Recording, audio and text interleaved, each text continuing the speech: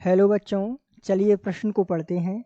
प्रश्न में आपको एक बहुलक दिया हुआ है CH2, CH, C6H5 और N एक समबहुलक है या सहबहुलक, ये पूछा गया है।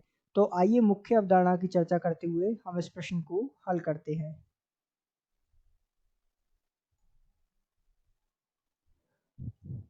तो मुख्य अवधारणा के रूप में आपको जो है कुछ बातें पता होना आवश्यक है जो इस प्रश्न को हल करने में सहायक है। जैसे कि सबसे पहले ये जो बहुलक दिया हुआ है इसका क्या नाम है, तो ये बहुलक जो है पॉली स्टाइरीन बहुलक है।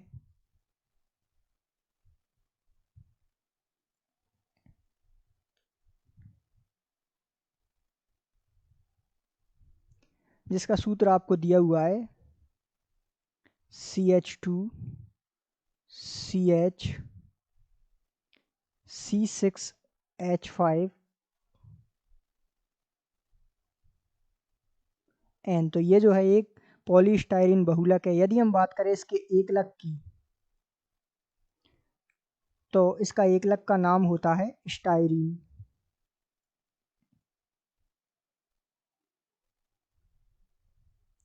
तो इसका एकलक का नाम हो गया स्टाइरीन, जिसका सूत्र कुछ इस प्रकार होता है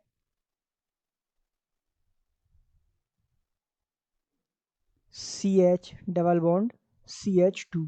तो ये जो है स्टाइरीन का सूत्र हो गया। आप इसे इस प्रकार भी लिख सकते हैं, या C6H5 CH डबल बंद अर्थात द्विबंध CH2। तो इस प्रकार भी आप जो से इसके सूत्र को लिख सकते हैं। ठीक है, तो स्टाइरीन जो है इसका एकलक हो गया। अब ध्यान दीजिएगा, स्टाइरीन से पॉलीस्टाइरीन बहुलक का जो निर्माण होता है वो किस प्रक्रिया के अंतर्गत होता है? वो होता है योगात्मक बहुलीकरण द्वारा।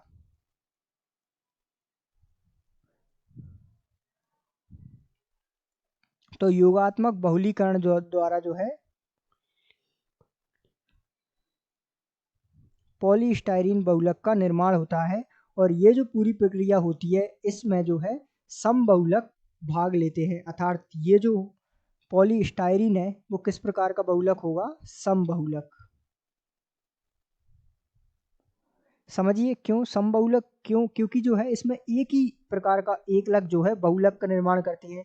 यदि एक से अधिक अलग अलग एकलक होते हैं तो वो सहबहुलक हो जाते हैं।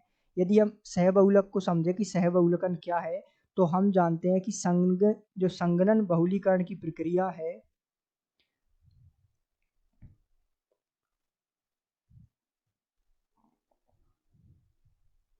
उसमें क्या होता है, एक से अधिक या कहें तो अलग अलग प्रकार के एकलक भाग लेते हैं, जिस कारण से इसमें जो है सहबहुलकन होता है। अर्थात इस सहबहुलकन का मतलब है कि इसमें जो है एक से अधिक अलग अलग प्रकार के एकलक होते हैं, तो इसमें जो है सहबहुलकन होता है।